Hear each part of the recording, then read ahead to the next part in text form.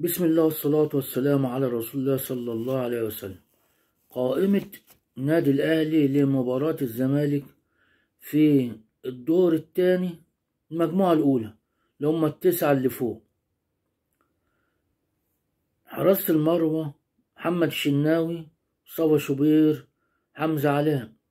خط الدفاع عمر كمال، عبد الواحد، رامي ربيعة، أكرم توفيق، أشرف داري، مصطفى العش، محمد هاني، كريم الدبيس.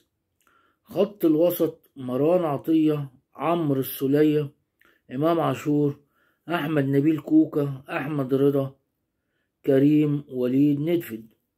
خط الهجوم محمد عبد الله، أشرف بن شرقي، حسين الشحات، نيس جراد يشار، وسام أبو علي.